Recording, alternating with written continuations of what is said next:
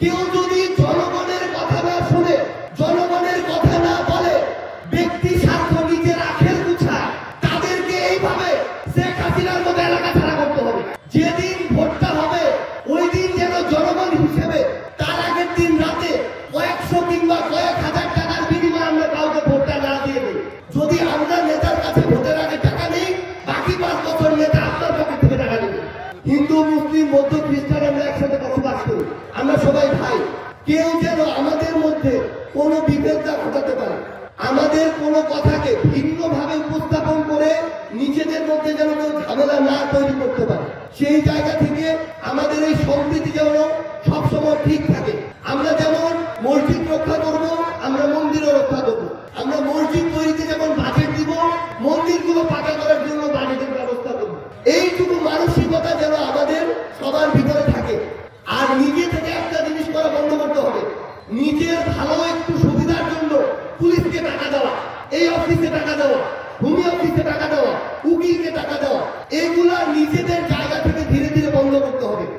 আমরা যখন একটা লিগ্যাল কাজের জন্য যাব, কেউ যদি টাকা চায়, অনৈতিক দাবি করে, দয়া করে আমাদেরকে কোনো না কোনো ভাবে জানানোর ব্যবস্থা করবে।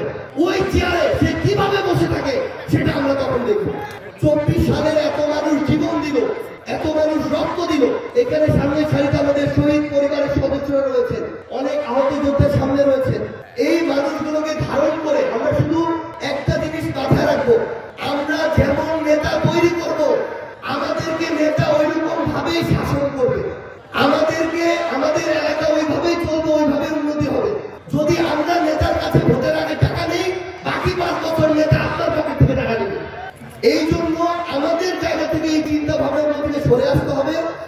আমরা যেন আগামীতে যারা আমাদের কথা বলে, আমাদের কথা শুনে, আমাদের কাছে জবাবদিহি করে, এইরকম নেতা নির্বাচন করি, সে যেই দলেরই হোক না কেন।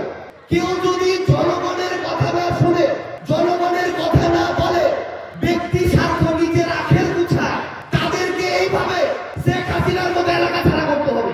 যে মেম্বার, যে চেয়ারম্যান এরপর থেকে টাকা ছাড়া কাজ করবে না, তাদের কথা সবার সামনে প্রকাশ্যে আনতে হবে এবং আমাদেরকে নিজেদের জায়গা থেকে একটা জায়গা আবার ভালো নিতে হবে। নতুন বাংলাদেশ, নতুন সরকার, সামনে নতুন নির্বাচিত সরকার আসবে। আপনার নতুন করে মেম্বার, চেয়ারম্যান থেকে শুরু করে এমপি, মন্ত্রী হবে। যেদিন ভোটটা হবে ওই দিন যেন জনগণ হিসেবে তার আগের দিন রাতে কয়েকশো কিংবা কয়েক হাজার টাকার বিনিময়ে আমরা কাউকে ভোটটা না দিয়ে দিই।